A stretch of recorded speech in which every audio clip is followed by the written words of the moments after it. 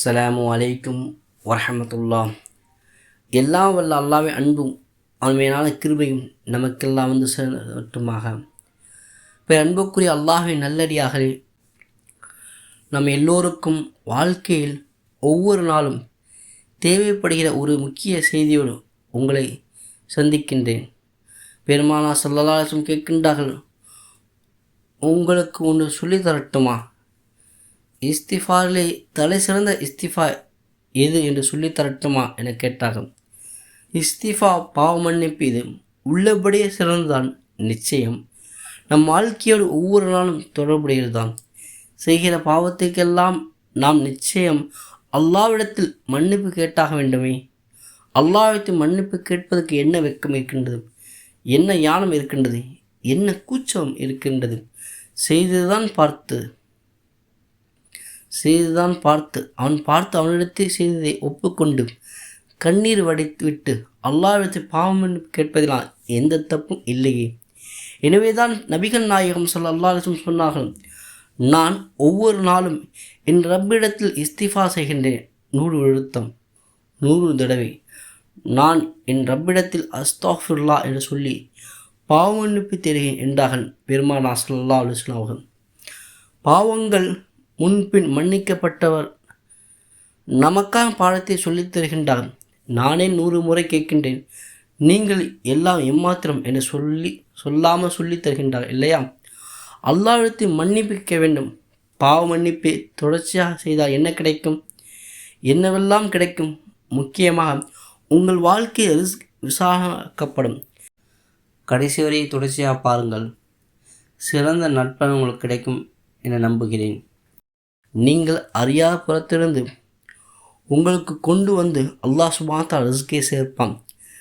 நீங்கள் நினைத்து கூட பார்க்க மாட்டீர்கள். அந்த இடத்தில் எல்லாம் உங்களுக்கு ரிஸ்க் அல்லாஹ் சுப்ஹானஹு வ தஆலா கொண்டு இருப்பான். நீங்கள் நினைத்து கூட பார்த்திருக்க மாட்டீர்கள். அந்த இடத்திலிருந்து எல்லாம் வந்து உங்கள் அல்லாஹ் சுப்ஹானஹு வ தஆலா ரிஸ்க் கொண்டு வந்து சேர்த்து கொண்டே இருப்பான். ஏன்? உங்களிடத்தில் இருக்கக்கூடிய சிறப்பு தன்மை பாவ மன்னிப்பு கேட்டதில் அஸ்தக்ஃபிருல்லாஹ் என்று நாவால் சொல்லுதல், உள்ளத்தால் உருகுதல். இந்த இரண்டும் இணைந்திருக்கின்ற பொழுதும் இது தொடர்ச்சியாக உங்கள் வாழ்க்கையை தொடர்கிற பொழுது அல்லாஹ் சுப்ஹானஹு வ தஆலா நீங்கள் உங்களுக்காக ரிஸ்கை தேடுகிறீர்கள். அல்லாஹ் சொல்கின்றான், இஸ்திஃபா நீங்கள் வழமையாக்குங்கள், உங்களுக்கான ரிஸ்கை நான் கொண்டு வந்து உங்களை சேர்க்கின்றேன் என்கின்றான். ரிஸ்கை சேர்க்கக்கூடிய வேலையை இஸ்திஃபா செய்கின்றது. அதே மாதிரி இன்னைக்கு கவலை, கஷ்டம் எக்கச்சக்கமான பேர் அதில் போட்டு உழண்டு கொண்டு இருக்கின்றோம். கவலை இல்லாதவள், கஷ்டம் இல்லாதவள், சிரமம் இல்லாதவள், நெருக்கடி இல்லாதவள் உண்டா? அவர்களுடைய சிரமம், கஷ்டம் பெரிதாக இருக்கின்றது. எல்லாத்துக்கும் ஏதாவது ஒரு பிரச்சனை, ஏதாவது ஒரு கவலை, ஏதாவது ஒரு நெருக்கடி. பிள்ளைகளை வச்சு சில பேருக்கு நெருக்கடி, குடும்பத்தை வச்சு சில பேருக்கு, மனையை வச்சு சில பேருக்கு, கனவை வைத்து சில பேருக்கு, தொழிலை வைத்து சில பேருக்கு, தொழில் ஏற்படக்கூடிய போட்டி, பொறாமை அதை வைத்து சில பேருக்கு நெருக்கடிகளும் கவலையும் பல ரூபங்களில் இன்றைக்கு மனிதருக்கு வருகின்றது. அல்லாஹ்வின் ரசூல் சொல்கின்றாக, உங்களின் கவலை எல்லாம் போகக்கூடிய ஆக சிறந்த மனது நீங்கள் அல்லாஹ்விடத்தில் இஸ்திஃபா செய்யுங்கள், பாவ மன்னிப்பு கேளுங்கள். அல்லாஹ் சுப்ஹானஹு வ தஆலா உங்கள் கவலைகளை போக்குவான், உங்கள் கஷ்டத்தை நீக்குவான். அது மட்டுமல்ல, உங்களுக்கான ரிஸ்கை கொண்டு வந்து அறியாத புறத்திலிருந்து கொண்டு வந்து சேர்ப்பான். நிறைய நிகழ்ச்சிகளை சொல்ல முடியும். அறியாத புறத்திலிருந்து கிடைத்த ரிஸ்க்கு எக்கச்சக்கமான செய்திகளை சொல்ல முடியும். நான் சுருங்க சொல்கிறேன், இஸ்திஃபார் நம் வாழ்க்கை ஒவ்வொரு நாளோடு தொடர்புடையது. எனவேதான் நூஹ் நபி ஸல்லல்லாஹு அலைஹி வஸல்லம் தன் சமூக மக்களிடத்தில் சொல்கின்றார்கள், உங்கள் ரப்பிடத்தில் நீங்கள் பாவ மன்னிப்பு கேளுங்கள், அவன் மன்னிக்க தகுதி உள்ளவனாக இருக்கின்றான். உலகத்தில் மன்னிக்க தகுதி யாருக்கு உண்டு? அல்லாஹுக்கு மட்டும்தான் உண்டு இல்லையா? நிறைய பேர் சொல்கின்றார், எனக்கு மன்னிப்பு எல்லாம் கிடைப்பிடிக்காது, நான் மௌத்தானாலும் மன்னிக்க மாட்டேன், நான் மரணிக்கும் வரை அவனை பார்க்கவே மாட்டேன், மன்னிக்க மாட்டேன், அவன் செஞ்ச தப்பு அவ்வளோ பெருசு என்று சாதாரணமாக விஷயங்களுக்கு சொல்லி கடந்து போய்கொண்டிருக்கின்றோம். அல்லாஹ் சொல்கின்றான், எந்த பெரிய குற்றம் செய்தாலும் மன்னிப்பு கேட்டால் நான் மன்னிப்பு தயார். எந்த பெரிய குற்றம் செய்தாலும் மன்னிப்பு கேட்டால் நான் மன்னிக்க தயார் என்கின்றார் அல்லாஹ் சுப்ஹானஹு வ தஆலா. நூஹ் நபி சொல்கின்றார்கள், அல்லாஹ் மன்னிச்சா என்ன செய்வான்? வானத்திலிருந்து அல்லாஹ் சுப்ஹானஹு வ தஆலா உங்களுக்கு மழையை கொடுப்பான், உங்களுக்கு பொருளாதாரத்தை பெருக்கி கொடுப்பான். பிள்ளை செல்வங்கள் இல்லை என்றால் பிள்ளை செல்வங்களை அல்லாஹ் கொடுப்பான். இஸ்திஃபார் செய்வதனால் கிடைக்கக்கூடிய என்ன? வானம் பூமி செழிக்கும், பஞ்சம் நீங்கும், வறுமை நீங்கும். இஸ்திஃபார் மூலம் உங்கள் பொருளாதாரம் பெருகும். இஸ்திஃபார் மூலமாக உங்களுக்கு பிள்ளைகள் இல்லை என்றால், சந்ததிகள் இல்லை என்றால் குழந்தை பாக்கியம் கிடைக்கும். குழந்தை பாக்கியத்துக்காக ஏங்கி கொண்டிருப்பவர்கள் நீங்கள் என்றால் இஸ்திஃபார் செய்யுங்கள், குழந்தை பாக்கியம் கிடைக்கும். நூஹ் நபி சொன்னதை செய்தி அல்லாஹ் சொல்கின்றான். அல்லாஹ் உங்கள் பாவத்தை எல்லாம் மன்னிச்சிட்டான், நீங்கள் இஸ்திஃபார் தொடர்ச்சியாக செய்யுங்கள், இதெல்லாம் தருவான். இஸ்திஃபார் பலன் ரொம்ப பெருசும். எனவே அன்பர்களை, இஸ்திஃபாவுடைய அந்த வார்த்தை பல வகையில் வந்திருக்கின்றது, பல ரூபத்தில் அதனுடைய அமைப்பு இருக்கின்றது. ரசூலுல்லாஹி ஸல்லல்லாஹு அலைஹி வஸல்லம் கேட்கின்றார்கள், உங்களுக்கு இஸ்திஃபாய் தலை சிறந்த இஸ்திஃபா எது என சொல்லித்தாரட்டுமா என கேட்கின்றார்கள். சஹாபாக்கள் சொல்கின்றார்கள், அவசியம் சொல்லித்தார்கள் நாயகமே. ரசூலுல்லாஹி ஸல்லல்லாஹு அலைஹி வஸல்லம் சொல்கின்றார்கள், நான் சொல்லித்தரேன். அதை ஓதுன்னா என்ன கிடைக்கும் சொல்கின்றார்கள். என்ன பலன் கிடைக்கும்?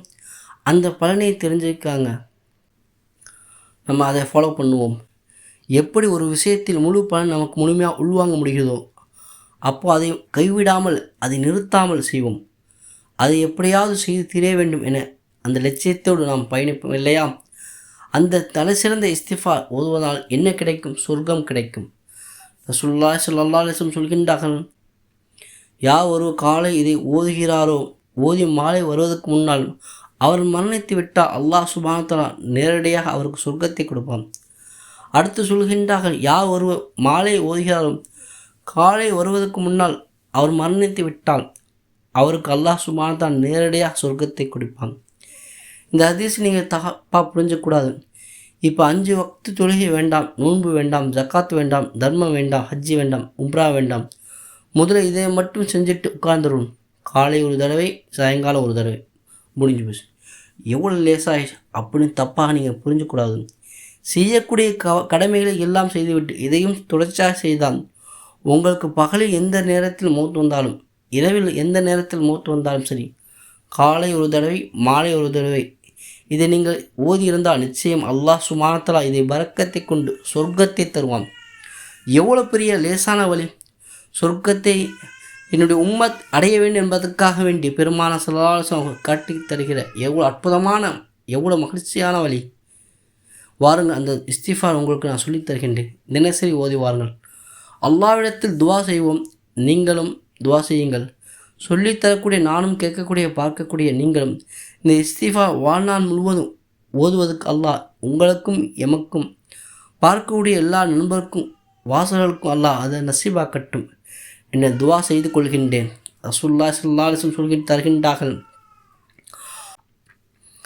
அல்லாஹும்ம அன்த ரப்பி லா இலாஹ இல்லா அன்த ஹலக்தனி வ அன அப்துக வ அன அலா அஹ்திக வ வஹ்திக மஸ்தஹ்து அஊது பிக மின் ஷர்ரி மா ஸனஹ்து அபூஹு லக பிநிஅமதிக அலைய வ அபூஹு லக பிதன்பி வஃபிர்லி ஃபஇன்னஹு லா யஃபிரு துனூப இல்லா அன்த.